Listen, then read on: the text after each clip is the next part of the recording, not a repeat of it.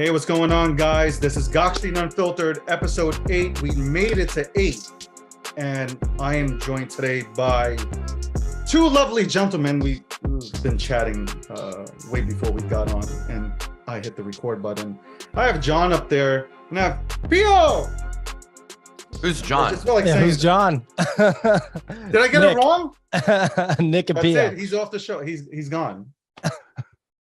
Nick, I don't know, my John's bad. I'm sorry. I apologize. It's Nick. And Pio from the NFT morning show. What's going on, guys? Not much, man. Thanks for having us. Great start. I went ahead and called him John instead of Nick. It's beautiful start to the show. Glad to have you on. My CBO was ecstatic to get you guys on to Gokhshtein Unfiltered. She was like, you got to get these guys on. They're cool as fuck. Their morning show is literally alpha. They drop real good knowledge on NFTs. And maybe you guys can help me today, really. Like, maybe you guys can help me out because I have a graveyard of a fucking NFT wallet. So glad to have you guys on. Can you, I hate doing this, but we are doing NFT month this month. So I'd like to go ahead and have you guys elaborate a little bit more about yourselves. How'd you get in? Did you guys start on Clubhouse? I'm going with Clubhouse thing because it seems like everybody's come from Clubhouse onto Twitter Spaces. But did you start off there, or you just, right away threw yourselves onto Twitter Spaces and became a hit with that show that you guys got on every single morning? So I'll let Nick start because I know you did actually have some Clubhouse participation, right, Nick? Yeah, I guess. So at the beginning of last year, 2021, I was tired of my job and I wanted to start doing more creative stuff. Once again, I used to run a publishing business that I sold back in this is a while ago, 2009, to a company here in New York, stayed on till 2011. And so I'd been doing like blogging style publishing previously, got burnt out. And I was working at a tech startup in New York City, and I was getting exhausted there, and I wanted to do creative stuff again. And at that time, Clubhouse was taking off. And in addition to crypto, the stock market was booming as well. So a lot of people were making money trading, myself included. And so I decided to discuss, I was like, hey, I'm going to make a show called The Stonk Show, for no grand ambition, just because I was like having fun trading, and brought on like my coworker who I'd talk about stocks with. And then he introduced me to his buddy who was like this like insanely smart bond trader. And he was discussing crypto, and he mentioned NFTs, and the Beeple NFT sale happened.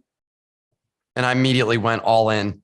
Just immediately was like, I've seen this before. My previous media company was about Facebook. Yeah. And I was like, I've seen this happen before. I'm just going all in, and started hosting Clubhouse shows that were recorded and turned into a podcast with people in this space. So I had like G Money, Justin Aversano, Claire Silver, some of these the founder of Art Blocks, a bunch of people who were leaders in the space at that time that I was just finding and having them on the show. And there'd be like 5 people sitting in the room for any of these individual things.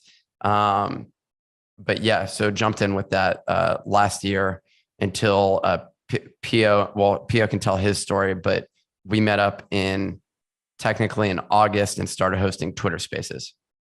Yeah. So you guys just like bump into each other? Like how did that happen? Just like, one of our co-founders introduced us. Okay. He was going on. I had him on my show. I had known him from years ago. He was also trading stocks, and we were like seeing each other on Twitter, being like, "Oh, that was a good trade, dude," or whatever, and going back and forth. And then I had him on my show, and Pio did as well. And he was like, "Y'all should connect." So like you guys basically, and Pio, obviously I'm gonna let you have the mic here, but you guys like fuck stocks. We're fucking trading JPEGs now. We're done. The transition for me was Was not instant. It took 6 weeks after starting my podcast before I bought my first NFT. Like before I created the NFT portion of the podcast, I'd interviewed all these people. I had not bought one. I bought one of the guys I interviewed, Tony Herrera, who's also an investor in our business now. And that's how I met him, was basically texted me and was like, yo, you should buy this art block. So I think that was the first one I got. Did really well with that. Actually, I had bought one that I got it for free. Is the same guy that created Cryptodes. It was just sitting there with a cardboard cutout of a CryptoPunk, and I thought it was funny. So I bought that, bought an art block, and then bought a Bored Ape. And that was like literally like the sequence of me buying NFTs. I just fully lucked out on the timing. Like I don't know any other way of saying it, and had people who had become sort of mentors that I was following. So I just like nailed the timing essentially. That's awesome. And obviously, Pio, your story, what's your background, man? Yeah, man. So I came from a creative background. I was like a music video director, and I ended up having to get like day jobs to pay the bills, right? Ended up working at Robinhood, and I was at Robinhood, through like kind of early 2021. I was there, doing the thing. I started getting a Bitcoin education in March 2020. Like a lot of people like Michael Saylor, right, who's become like iconic in the Bitcoin world. Right at that time is when I started buying and accumulating Bitcoin. I didn't have any trading experience in any market. I had bought stocks at that point for like maybe 4 years and just held them. Like I wasn't a trader. I was just like an investor, so to speak. Yeah. Same deal with Bitcoin, and spent most of 2020 getting like a proper Bitcoin education. And then in November of 2020, I was listening to Anthony Pompliano's podcast, the Pomp podcast, and he had these two twins, these two guys named Duncan and Griffin Cock Foster on, and they were the founders of this platform called Nifty Gateway. And they were talking about digital art, also known as NFTs. So right there in November 2020 is when I was like made aware of NFTs. And I kind of drew parallels between like NFTs and traditional art, NFTs and like baseball cards and stuff like that. I wish I had bought in right there, because that was right before like Beeple did his drop on NFT, or on Nifty Gateway, I should say. But I didn't end up buying my first NFT until February 2021. And then within like 2 weeks of, buying my first NFT, I just started making NFT content because, I had a content background. I was kind of looking for a space to plug into from a content perspective. I was literally going to do like cooking videos. Like that's where I was at. I was like, I'm doing like, that's what I'm doing. I'm doing cooking videos. I don't know about you, but I'm doing cooking videos. I was thinking about kitties. Like I was thinking about making videos of cats and just putting them on YouTube, because those things get like 40 million hits. It's a thing, yeah. You got to plug in where you can. But NFTs became my niche. And so right there from March 2021, I started going really hard with NFT content. I ended up like interviewing, the who's who of artists in the space. Nobody really watched that stuff. No one really watched the stuff I was making on YouTube. But then, they did, but like only a couple 100,000 views, which when you compare it to what me and Nick have done now is pretty small. And then by August, I got introduced to Nick by our third co-founder, who I'd been making content with too. And we started leaning into Twitter Spaces and YouTube. And that was kind of the birth of the media company. That's awesome. Like, like everybody thinks it's instant overnight, like, and they give up instantly because they don't see the results. They don't see the viewership. Like a lot of people could put out really good content and they just don't get the viewership. Like people just don't know about them, and it takes time. And good for you that people finally found you. I see it. Like your rooms, your Twitter Spaces. What is that average about? What, 1,000 to 2,000 people live? I'm not talking about the after replays, but like live, what do you have? Like 1,000 to 2,000 people simultaneous is the number you're looking at. But yeah, because you have churn. Like ultimately, like a podcast, for example, your average listen time is what, like 20-30%. I don't know, call it 20 minutes or something like that. So your peak number that you're seeing is based on churn, and as well as or retention. Like how do you get people to listen for 40 instead of 20 is the game that we're playing. But yeah, it peaks out at like 1,500 right now in this market, I would say usually, depending on the day. It can go as high as like 2,000 and above, but that's simultaneous listeners. The average show gets upwards of like 6K right now on Twitter. And we uploaded to Apple Podcasts and Spotify. Peak Bull, we were getting to like 2,300 concurrent, 2,400 concurrent, like without a guest, right? So I was really amped about that. It's been kind of a wild experience to watch the content, like the numbers impacted by the state of the NFT market. Like I didn't know it was going to be so directly correlated, but if you talk to any NFT YouTuber, if you talk to people on Twitter Spaces, it is insane how directly correlated the market is, where you can literally look at a graph of NFT volume and you can look at a graph of like your YouTube views and you're like, oh, well, there was the top. It's literally, you know, both charts, you could lay them over each other and it's the same top. It's kind of crazy. 100%. That's exactly, like, I'm with you on that, because like, you know, I average really good stats, and then all of a sudden, you know, bear market or bearish trends hit, and like everybody says, all right, I'm off, I'm done, you know, kind of thing. So yeah, but I mean, that's good. 1,500 people on average. You know, the bull market is eventually going to come back. You know, your numbers are going to triple, and you know, I had a chance to go and just sit back in your show or tune into your show and just listen to it. I think you guys do a phenomenal job. I'm not just saying that since you're on my show, because I tell somebody straight in the face, like, you really suck. But like, I guess that's the Brooklyn part of me that just is really, really, really transparent with somebody. But yeah, you guys are doing a hell of a thing. You mentioned Bored Apes, which is, it's funny because I feel like everything I fucking go into goes down. I was talking to Nick about this. You know, whether I bought in the beginning, top, but like everything I'm touching, I feel like I'm Stevie Aoki. Like I am the total counter. Like, do not, like, people ask me, what do you get into? You don't want to know. Like anything I get into is like it's going the opposite direction.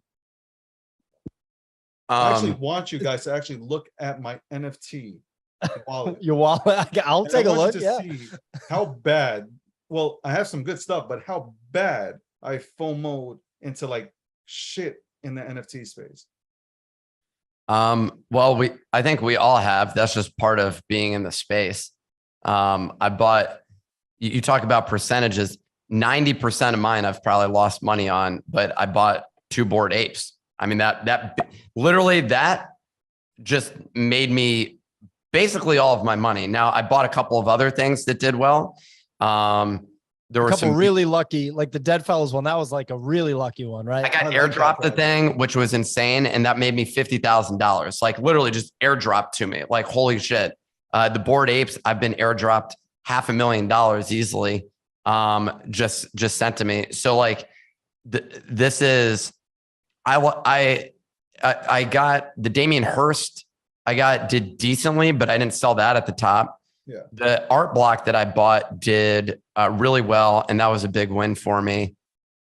And there were a couple of others that I had bought that had done, you know, decently, but buying a Doodle, which I sold the other day for like a slight win. But I could have made way more. I think those went up to like $50,000 or something, and I sold it for like 15 or less. How'd you sell it?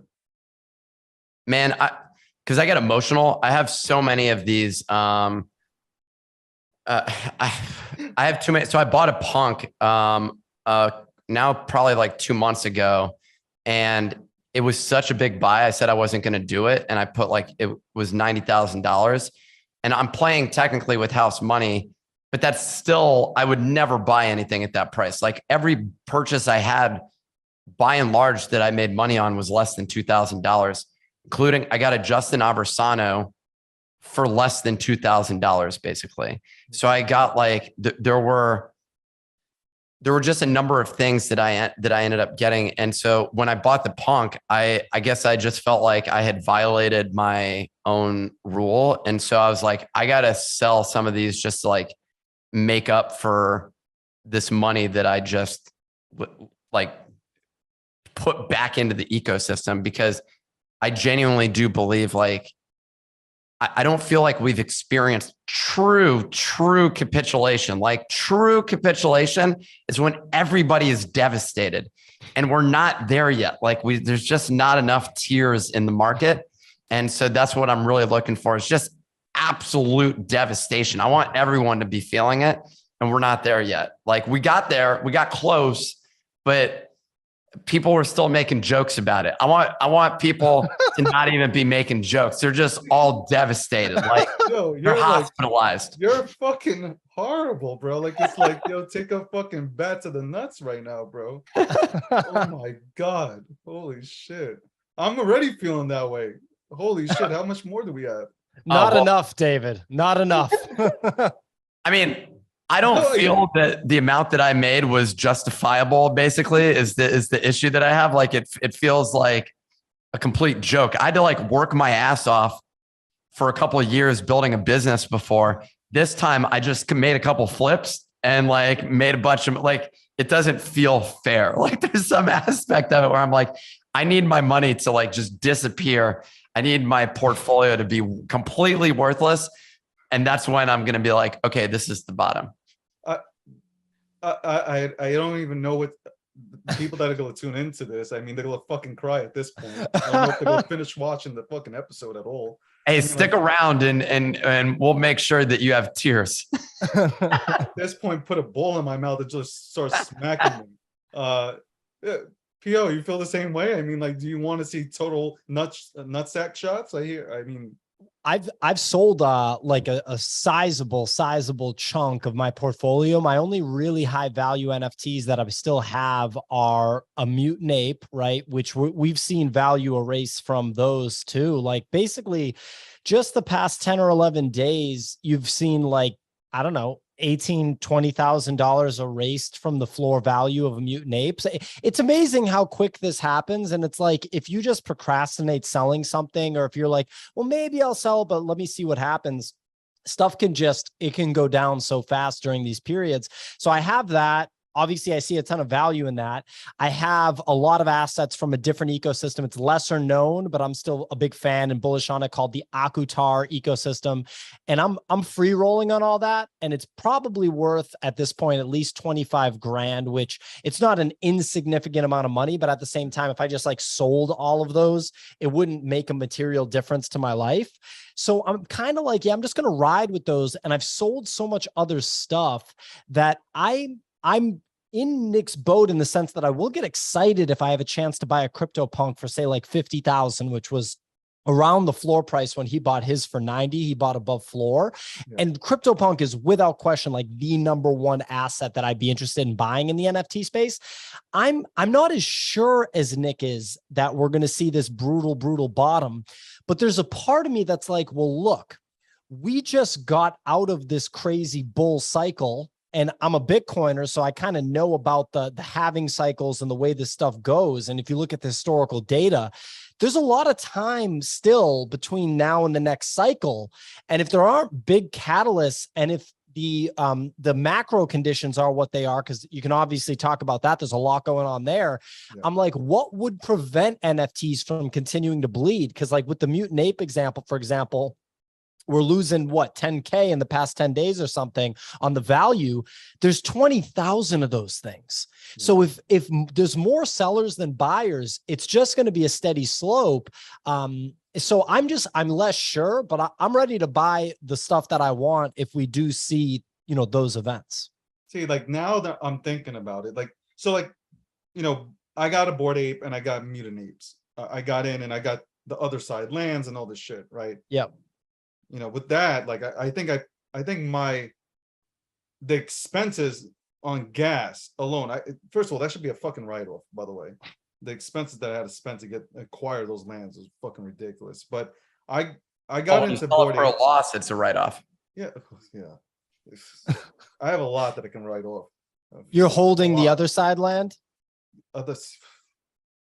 That's like the one. So Nick's brilliant. Nick sold the other side land the first night for like 150 grand total or something, right? And that's free, right? Its cost base is basically zero. It's nuts, right?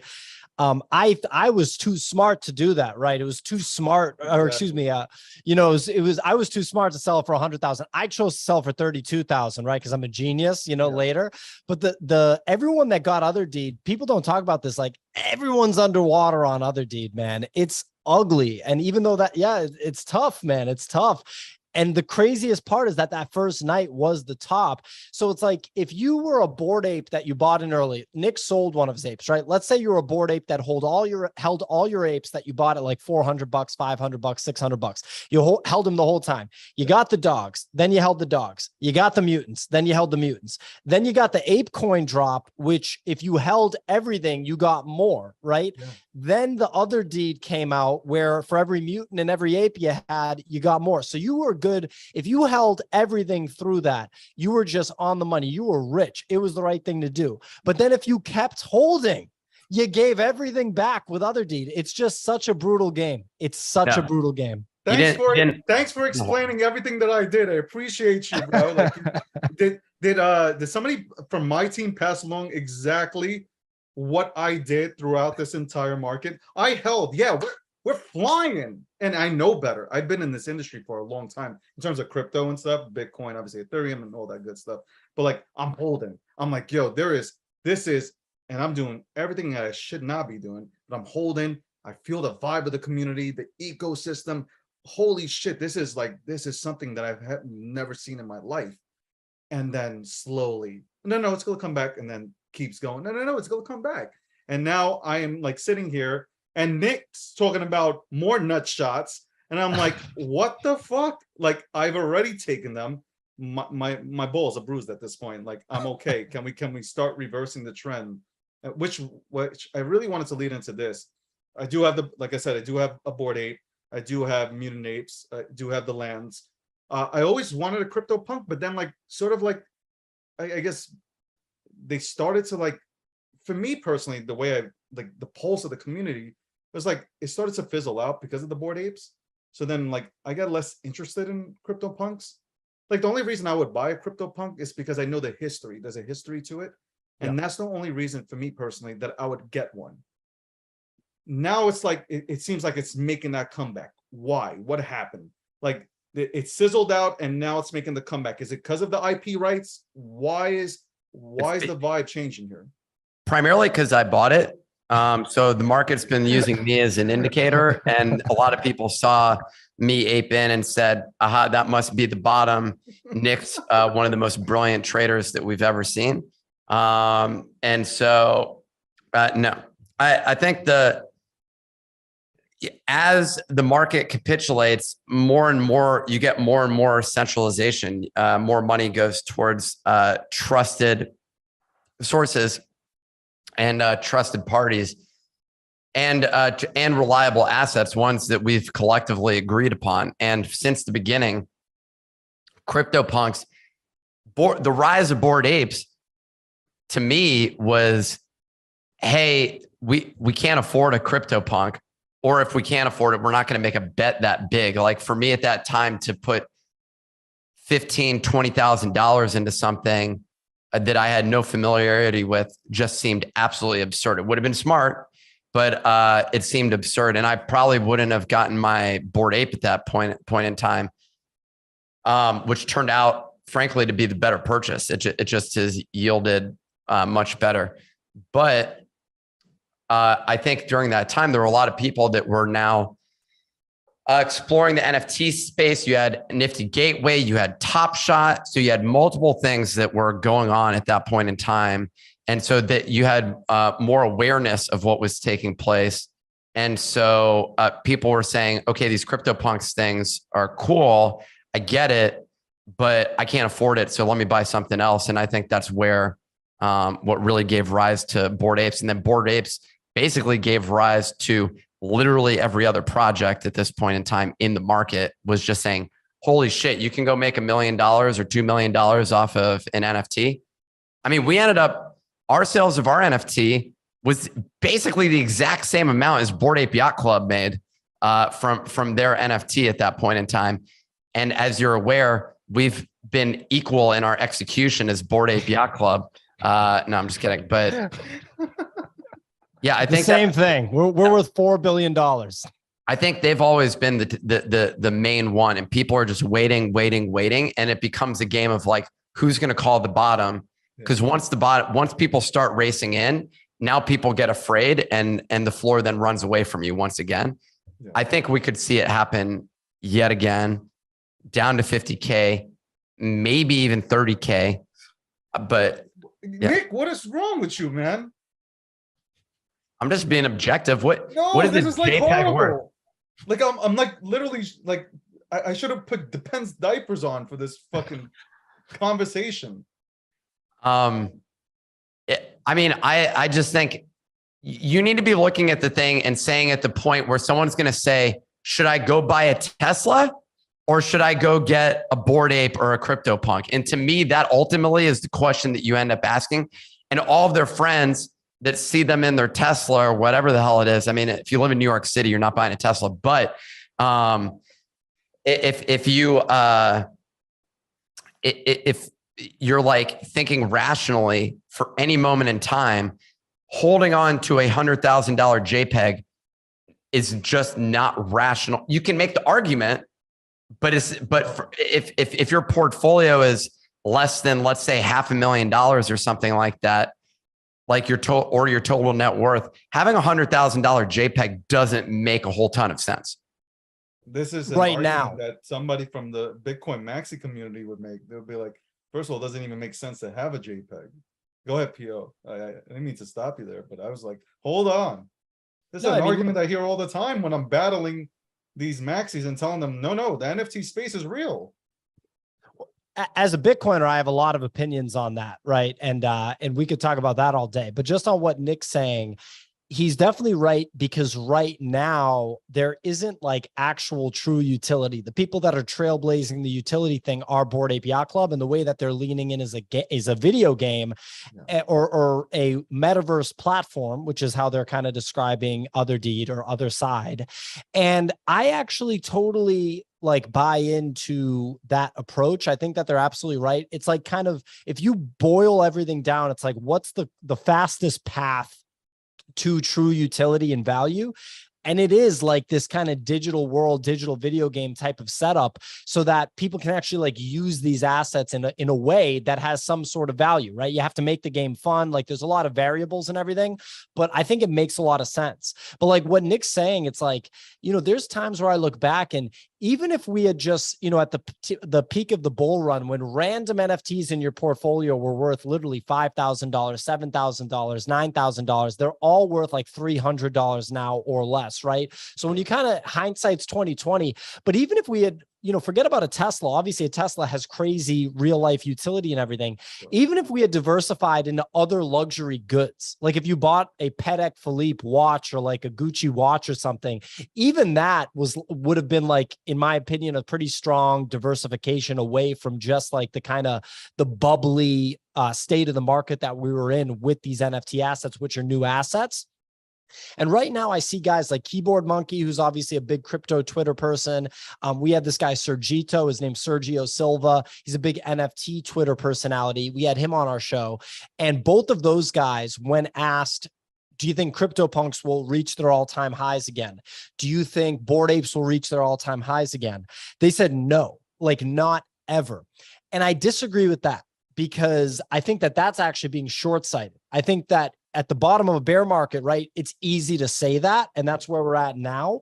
But if you're making a bet that NFTs are just a practical application of blockchain technology, which is the technology that Bitcoin brought into the world in 2009 and is like the new iteration of the internet and is going to change everything from a technological perspective in terms of like the internet, then I think you actually can make a case that CryptoPunks will easily be worth, what was the top, Nick? Like a $400,000 floor, 450 or something. And right now they're 125K floor. You don't think they can 4X ever, Keyboard Monkey, And I mean, like Keyboard Monkey. It's just one take. Yeah. Yeah. I don't agree with that. Like I feel right now, like, I think it's an opportunity. Obviously this is not financial advice, but I think this is an opportunity for anybody who is looking to get in. Yeah. It's a perfect opportunity for them to get in. You can't time the bottom. Like if you've been in crypto, right? Like you can't, like people who say they've got the bottom, or they call the top. Like it never happens. Like this is for me personally, like I'm looking at CryptoPunks and like I'm looking at more Bored Apes now. Like I'm okay at getting in at this price.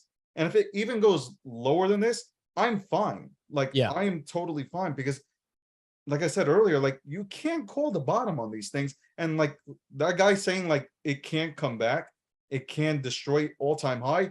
Well, that's the same shit that was being said about Bitcoin and everything else that is legitimate within, you know, the crypto space. Like, oh, it's never gonna break to $20,000 again. Yeah, we hit 69. So like, you know, the market will dictate, the people will ultimately dictate the price of the Bored Apes and obviously the CryptoPunks and whatever else is in the space. I do agree with you on one thing though. Like for me, when I started to, I guess, hear about NFTs, for me, the utility was, hey, I think this will be great if it was implemented into real estate. And like you can go ahead and even NFT yourself to where you own your brand and likeness kind of thing. So like for me, that's where the utility was. It just started out with pictures and JPEGs. Like it started there and that's okay. Yeah. But like, if you look 2 to 3 years out, I think that's where we will be with the utility case. It's going to evolve big time. Big time. That's what people, and Bitcoin is still evolving, right? Like 12 years down, Lightning Network, layer 2s, layer 3s, Ethereum's about to have the merge. All this technological stuff can be built. And like, it's just not going to look the same in 10 years. And we're just scratching the surface. But the caveat, like the asterisk that you have to bring up with this is that doesn't mean the random NFT project that you bought into, whoever you are in the NFT space 4 months ago at the top with founders that made $3.5 million and thought that they were geniuses, and now we're just like, we made $3.5 million, like we're done, like what we killed it, you know. That doesn't mean that that random project will come back. But we were talking about Bored Apes, we're talking about CryptoPunks. That does not mean that random NFT project XYZ that you bought in January is going to come back. In fact, my bet is that it's going to go to zero if it's not called Bored Ape Yacht Club or CryptoPunk, just because 99% of these things are going to go to zero. Because me and Nick had the realization recently, it's like, dude, so much of this stuff was just straight scams. It's kind of crazy, you know. My thing is, like, you mentioned the merge, right? So like there's a lot of people that are getting out of, let's say, a Bored Ape and waiting until after the merge happens to get back into a Bored Ape, because now the confusion is, well, if there's going to be a Bored Ape on the old platform and now there's going to be this new, because they came out the same, and well, no, we're recognizing the Bored Ape on the POS side. Now people are, you know, people are looking to say, I want to see what happens. And then once everything cools down, I'm going to jump in on the POS side and I'll go ahead and reacquire something. Like, thoughts? That's just a dumb move. One of the dumbest I'm things just telling you what I hear out there. No, I'm not calling you. I'm saying that I'm not the smartest person in the room. Right? What I'm saying is like here's the easiest way of putting it. Okay, you want to go see what's in your wallet. How do you do that right now? Like, how do you see what's in your wallet? What NFT you have? You go to OpenSea. So OpenSea would be one. Yeah. The other you can go to is Etherscan. Both of those serve, and by the way, OpenSea is just powered by Web3.js, aka like the software development interface, which interacts with the Ethereum blockchain. So the moment the proof of stake switches over, it's just on proof of stake. So there's no ambiguity about it. That's just the way that it works. Yeah. The other way that you can do is you can go to Etherscan, which also will immediately just switch over to the proof of stake system. There's no ambiguity around this in terms of that transition. The key infrastructure. Now, if suddenly Etherscan was like, we're going to go support proof of work ETH that someone makes a fork with, then they could do that. They're not going to. OpenSea could do that. They're not going to. Someone could go build a marketplace for it, but they're going to have to build an entire well, it's actually a simple, we don't need to get into the technical stuff. It's pretty easy actually just to port over your existing code to support this other blockchain. Yeah. But the bottom line is, the real argument would be, well, to buy back in, let's say the worst case thing happens and there is some ambiguity about which one you have. Well, now you have two of them. So you have one on proof of work and you have one on proof of stake. So are you going to go buy two of them? Like, I just don't understand it. The logic doesn't. It's better to have one going into the merge because then you're covered either way. You got both. Exactly. I just doubled my portfolio.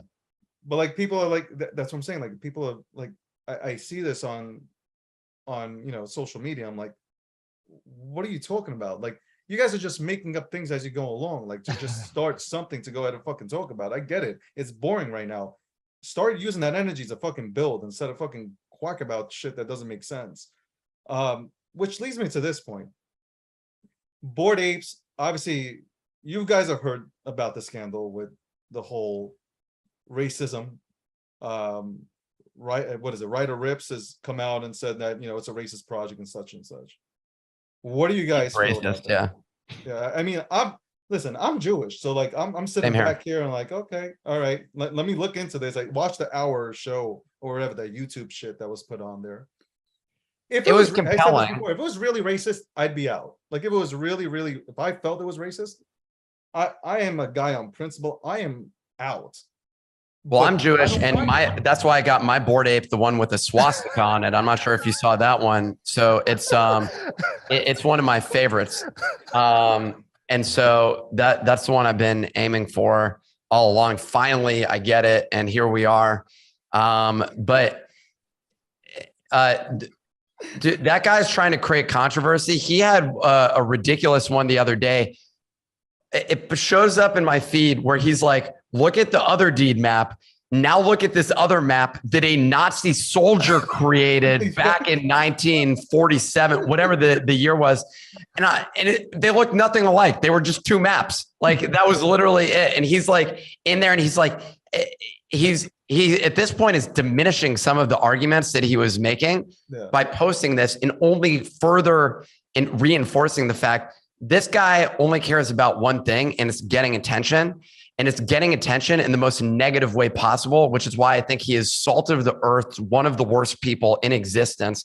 And despite the fact that he's incredibly talented at getting reach and getting attention, like Donald Trump was doing the same thing, I don't agree with that methodology to actually garnering attention, because I could be writing negative, offensive shit all day long. I'm not actually good at it. So I haven't tested my theory as to how offensive I could really get to like really pull it off, but it's an area that I'm not interested in optimizing toward. But they're very good at it. They're incredibly. Ryder Rips and OX Poly are the two primary people involved in it and that lawsuit. They're very talented individuals as it applies to this stuff. And like, I just wish that they actually allocated their resources towards something that was like meaningful and impactful, that actually helped people. But instead, they've utilized this to also generate a copycat version of the Bored Apes and like generate revenue off of that, which is just like, what? But that's like a surprising angle. It's a surprising angle to take. Right? Like, how do you, so it's racist, but then you make your own. Like, I didn't understand that. And by the way, I own a crypto funk. So I did, which is them. Yeah, I did. I sold one of them, but yeah, I bought two. Like, when they came out and like they made the valid point that like, hey, the original crypto punks, you don't own the IP, but with this you do own the IP. I was like, all right, let me get in. Like, that's cool. Okay, let me get into this. But then like I felt like, yo, like there's things that you've said in the past, and now you're coming out and talking about the apes, and then you're creating your own. Like, I didn't, for me, it was like, I'm out. I can't, I'm not with this. I'm definitely not with this. And it's not because I'm invested into the Bored Apes, because right away it'll be like, oh, it's because you have a Bored Ape and you don't want anybody footing your bags. Has nothing to do with that. It's just straight up like, yo, you can't say one thing and then produce your own kind of thing. So 1,000%. I have one mutant ape. And like, if someone was like, yo, like, unless you sell that mutant ape, I'm not taking your word on this. I literally would just do it. I would just be like, I don't care. This isn't about me owning a single mutant ape. Yeah. I agree with Nick about like Ryder Ripps is insanely talented. He actually is.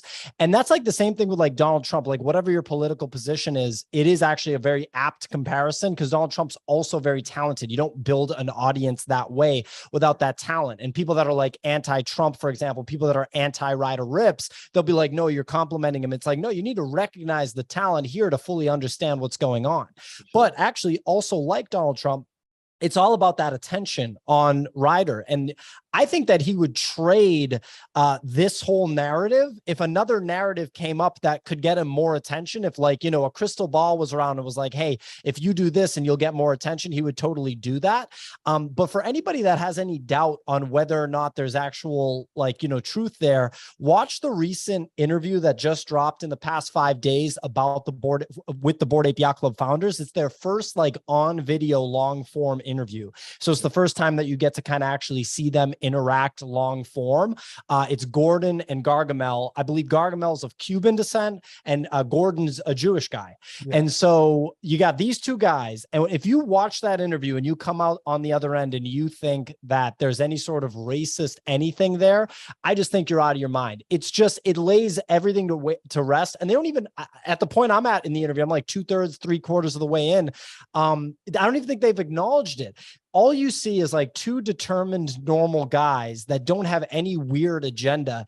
The worst part about that whole thing is how negative it was. Nick's absolutely right about that. And at the time, it was right as the market was crashing. So it was like a very negative 2-week period, like a lot of negativity. And I just wish that someone as talented as Ryder would put his efforts towards something that was more positive and just like more legitimate, I would say, and that would still get him the attention that he's looking for. So that's my last thought on that. I agree 100%. You know, like this current culture or society that we live in is all about shock value. Obviously, you see Andrew Tate.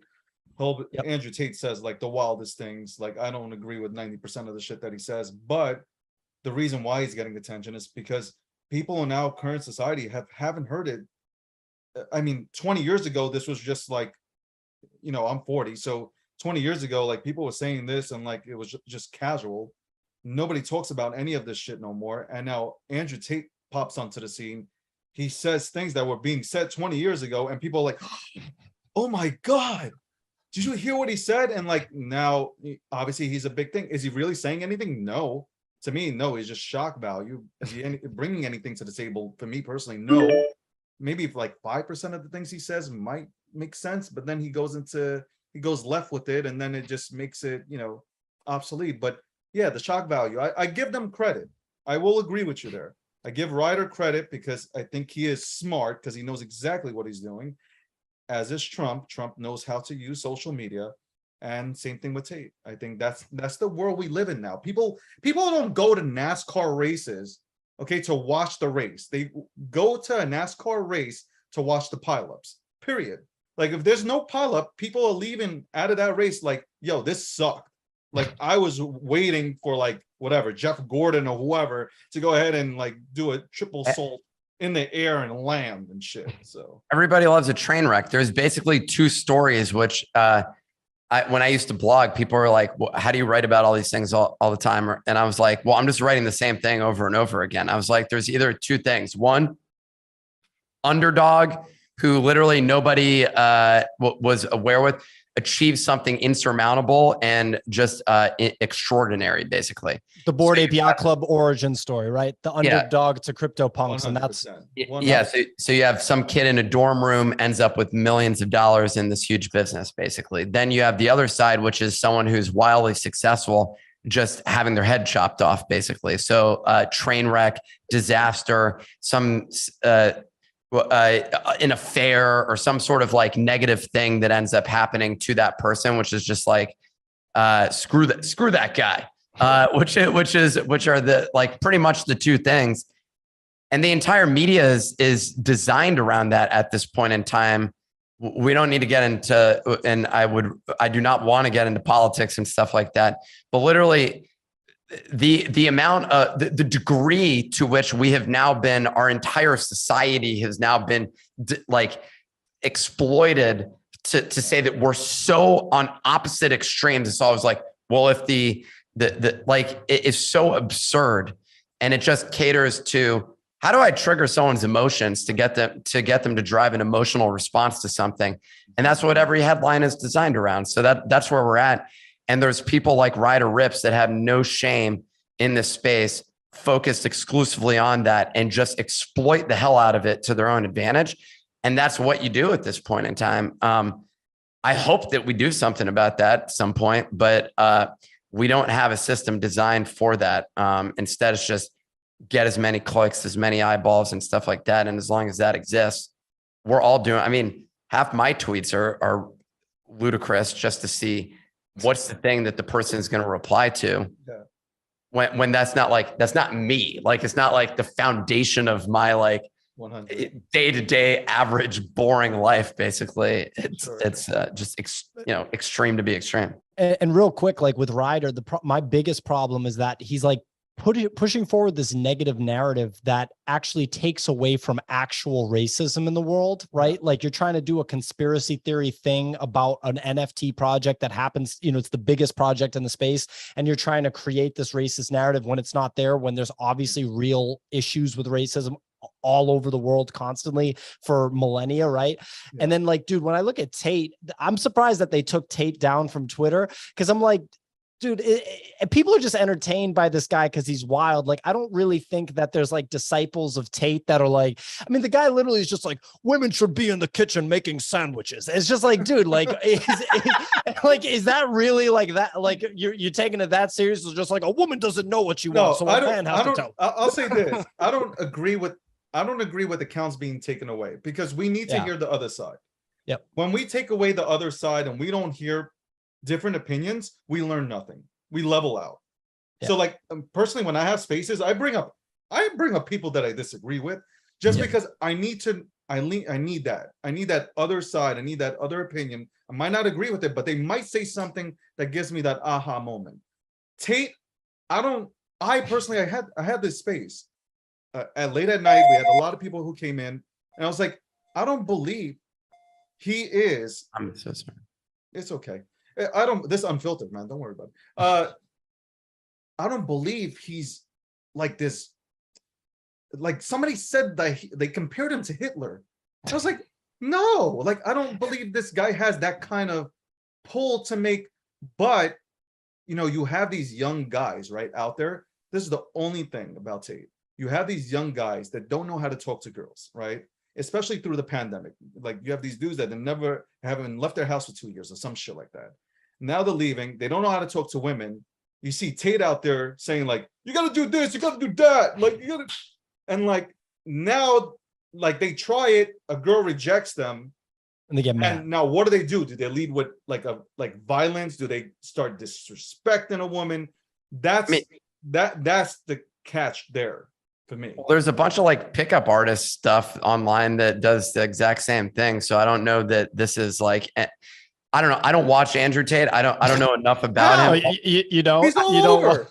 I've seen like 3 clips of him. I saw there was someone that interviewed him. I guess it was Pomp did an interview with him, and I started watching the beginning of it, and I was just like, I'm good. Like, yeah, it's just a performance. But no, I know what you mean, David. Is like, you don't want people to misinterpret it, but at the same time, like, we had Ryder on our show actually before, like, we knew the whole thing. And the reason why that crew prevents themselves from coming back on a show like ours is like, I would love to be able to have people on to show the other side. And we do have a lot of examples of that, but when they came on the show, it was just obsessed with attention for themselves, and they weren't actually even adding to the content. So then you're losing the audience. So that doesn't work. But yeah, I mean, look, there's a lot of people doing different things in content. There's different paths to virality, right? And I mean, we're doing what we can do, and you're not going to see me all of a sudden just being like, women don't have minds of their own, like I'm Andrew Tate, like whatever, whatever he's doing out there, I'll say it again. He's not going to be around in 2023. That's my, honestly, that's my opinion.